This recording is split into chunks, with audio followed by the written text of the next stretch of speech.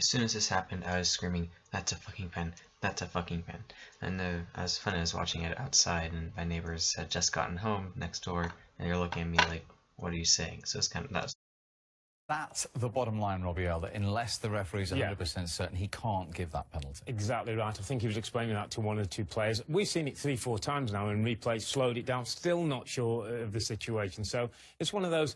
That was interesting, though, because that was the first time in the game, Steve, where I thought Leicester went from that passive. Fowler. And Coquelin catching Vardy's down. Referee will return to that, no question. It's good refereeing to let it go. Again, it's to think he's got to put his foot. It's a 50-50. You've got to put your foot in. It just goes a little bit high. Come on, you would have thought that Clattenburg would have given the Foxes a makeup call, right? Well, I guess not.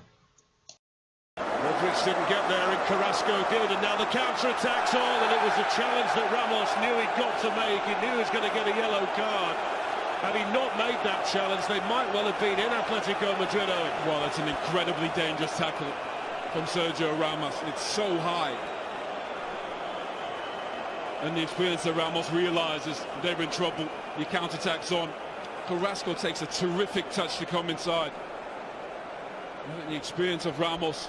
Gabby Campo. Alright, so this week we got 14 more points than last time. We got 28 last week, 42 this week. Going all out attack, 5 midfielders. Didn't really pay off that much because, as you can see down here, Payet was injured, didn't play, so they automatically substituted Fonte in. What I found out is that Mangala and Bertrand, I don't really know if they're going to be that good this year. I don't really know how many points they're going to get me. Coutinho, after a good week, didn't even show up against Burnley. Vardy had a couple chances. He got me 4. Dini got me 1 just for playing the 90. Andy Carroll, unfortunately, I think he got. Did he even play? I think he played. I just don't think he. Yeah, I think he got injured pretty soon on, so that's why they count me as 0, because he did play a little bit. Now I'm going to show you my changes that I made. So it looks like Payet and Carroll are going to be out for a while, so I put them on the bench. And I bought Gareth McCauley and Eric Bailly, and I shipped out who was that, Mangala and Bertrand. And so now I'm in a 4-4-2 because I took Carroll off. It's got to have Vardy and Dini in there. I'm going to have him in there.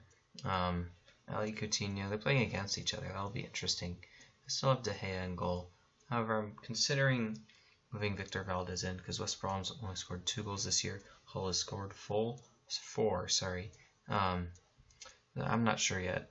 I might make a change, but you guys will find out later in this video. And I think this team has a chance to do well. I did not know that you could only use auto attack once in the season, but now I know that I can't use it the rest of the season. And I'm probably going to stick with this formation for a while. Maybe bring on another striker sometime later, but not sure yet.